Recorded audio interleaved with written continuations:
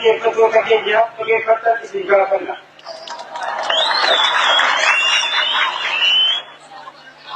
Dhaggeeffachaa takka duraan dursee Oromoonni magaalaa Finfinnee keessa jiraattan ammas immoo Oromoonni naannawa magaalaa Finfinnee keessa jiraattan hiriira nagayaa addi bilisummaa Oromoo qopheesse kana kabajanii ammaan kana asitti argamuu keessaniin maqaa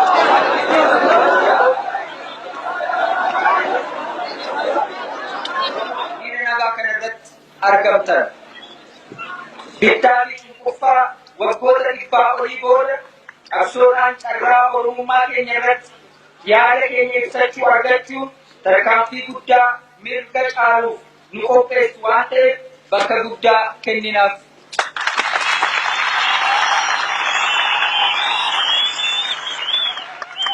Waltajjiin itti wal geenye kun yaadannoo guddaa qaba.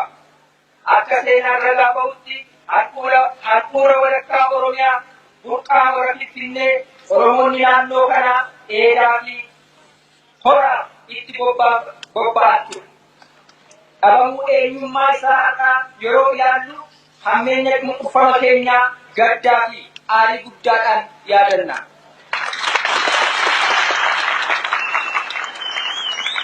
Waltajjiin kun waltajjii diktaateroonni qabsoo uummatootaa hokkaamsuuf lola lubbuu cunqurfamtoota naannoo garaagara qabeenya guddaa barbadeessee fi jeeqama hawaasaa guddaa uume irratti labsaa turan ta'uun yaadannoo yeroo dhiyooti. Haa ta'uutii har'a Oromoon kan itti wal ga'e lola labsuuf dhumaatii fi dararamuu uummatootaatiif waamicha gochuuf ituu hin ta'in nagaa waaraa kabajamuu mirga uummatootaa irratti hundeeffame sagalee isaa dhageessisuuf waan ta'eef waltajjii fuuldura ifa qabsoo keenyaan dhufuu danda'u irraan qaarree ilaallu ta'uu akka yaadatamu isa taasisa. Fayyaduu ga'u falmaan godhame guddaa wareegni baasne qaaliidha. Ilmaanuma falmaan godhanii fi wareegni kabalanis irraanfatamuu hin qabu. Kanaafuu kanneen carraa kana argamsiisuuf lubbuu isaanii dabarsaniif dararaa argan hunda harka kabajaadhaan yaadanna.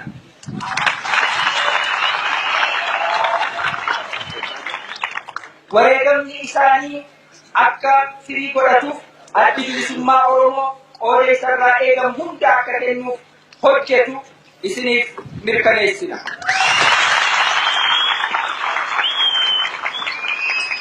Uummata bal'aa Oromoo hiriirri nagaa har'aa sabni Oromoo nagaa dimookiraasiif kan dhaabbatee fi mirkanaa'uu isaaniifis murannoon qabsaa'uuf qophii ta'uu isaa akeeka. Sabni keenya yeroo kamiyyuu caalaa tokkummaa isaa cimfatee ilaalcha gadi aantummaa sirni gabrummaa itti bulche caccabsuudhaan irratti abdiin mirga isaaf ka'uu isaa firaa diinaafis kan ibsudha. Daandii isaa irratti qabus mul'isa. Waan ta'eefis qabsoon keenya boqonnaa haaraa tokko seenuu kan nuuf mirkaneessudha yoo jennee soba hin ta'u. Addi bilisummaa Oromoo hiriirri kun eebuu uummanni Oromoo nagaa dimookiraasiif qabu akkasumas immoo hawwii fakkaataa cunqurfamtoonni saba biraallee qabanis kan calaqqisu yaaddoo isaaniis kan mul'isu waan ta'eef garaa guutuudhaan deeggera. Itoophiyaa dhumaatiif rakkinaaf dabarsee kennaa ture furuuf hiree haaraa bane. Bu'uurri chaartarichaa nagaa karaa nagaan fiduuf mirga hiree murteeffannaa sabootaa beekuuf mirga dhala namaa ulfeessuun jijjiirama bu'uuraa nagaa waaraa argamsiisuuf haala mijeessuudha. Addi bilisummaa Oromoo gaaffii uummata keenyaa karaa nagaan furmaata kan argatu yoo ta'e diddaa waan hin qabaatiniif chaartaricha qopheessuu mootummaa ce'umsaa har'a jiru bu'uursuu irrattis hirmaannaa mul'ataa kennaa yoona gahuun isaa beekamaadha.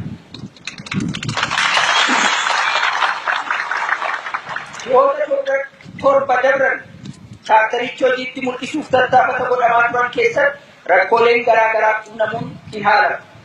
Haa ta'u malee addi bilisummaa Oromoo nagaa durummaa kennuun rakkooleen qunnaman obsee iddeeleen turan haasaan furuuf waliigaltee garaa garaa humna ijaarreef waliin godhuun haala wayyeessuuf carraaqeera. Haala hammaachaa dhufe keessattis haala waliigalaa xiinxaluun haala badiinsatti deemaa jiru mul'isee nagaa osoo karaa hin cufin ibsa baaseera. Akkanaanis waliigaltee haala waliigalaa ni fooyyessa jedhamee hojiirra ooluun isaa eegamaa jiru godheera.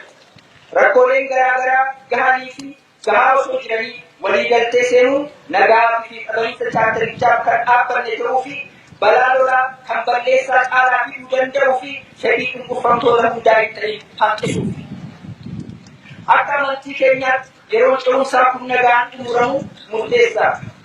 Egereen faaya Itoophiyaa qofaa osoo hin ta'in nagaa fi sabatiinsa naannoo keenyaa irrattis dhiibbaan qabus guddaadha.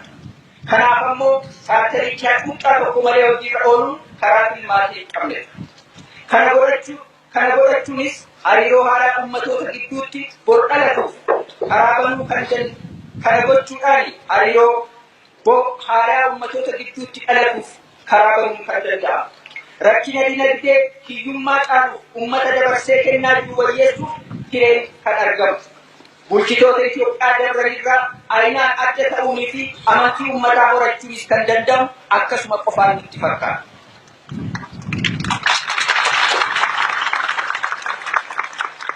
Kanatti milkaa'uudhaaf meeshaan garaagarummaa poolitikaa itti furan humna ta'uun bu'aa isaarraa honga isaaf guddaadha. Humna dimookiraasiif dhaabbate karaan garaagarummaa poolitikaa itti hiikan dimookiraasii. Dorgommii poolitikaa bilisa ta'ee fi itti bahiinsa sagalee uummataan murtaa'uu fi murannoodhaan dhaabbachuu. Tooftaalee kanaa ala ta'an hundi akka hin hojjenne jireenyi keessa dabarsinee hunda keenyattuu agarsiiseera.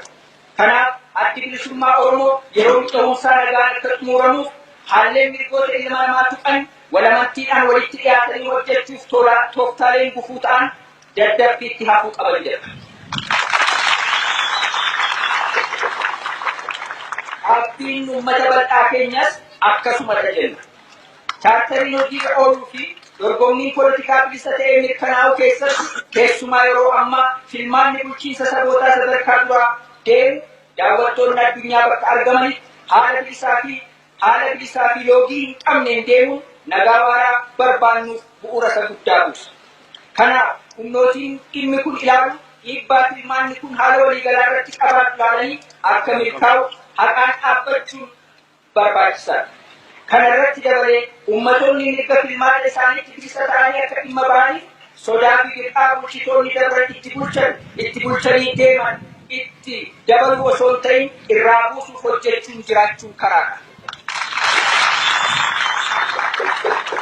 Diree kanatti dhimma bahuudhaan addi bilisummaa uummata Oromoo ummatoota saboota biraatiifis dhaamsa qaba. Hawaasa addunyaatiifis dhaamsa qaba. Oromootaa fi ummata Oromoo bal'aa fi qabsaa'ota Oromoo kanneen fuula adda addaatiin qabsoo godhaniifis dhaamsa qaba. Abaa'os ta'ee uummanni Oromoo qabsoo kan goonuuf mirga hiree keenya murteeffannaa mirkaneeffachuuf sirna bittaa fi cunqursaa balleessuuf yoo ta'e malee saba tokkoof jibbaa hin qabu. Har'as ta'ee kaleessa saboota Oromiyaa keessa jiraatanis ta'ee kanneen sanaa ala jiraatan miidhuun kaayoo keenya miti. Fuulduras akka ofii keenyaaf mirkanaa'uu mirga keenyaaf dhaabbannetti kasaanis akka kabajamu tokkummaan fedhii irratti hundeeffame akka dhufu ni qabsoofna. Uummata Oromoo irraa ta'ee qabsoo Oromoo irraa waan sodaatan tokkollee hin jiru jennaan. Kanaaf olola qabsoo uummata keenyaaf adda bilisummaa hawaasni addunyaas qoonni qabu guddaa kummaa fedhii fi walta'aa uumamu akka argamu tumsi humnoota nagaa fi dimookiraasiif dhaabbatanii nu barbaachisa. Hireen kun nu dabruun rakkoo caalu akka beekuu danda'u yeroo xiqqoof illee dagachuun hin feesisu. Addi bilisummaa Oromoo fi uummanni Oromoo nagaa fi dimookiraasiif amanamoo taanee qooda keenya raawwachuuf akka of duuba hin jenne mirkaneessina.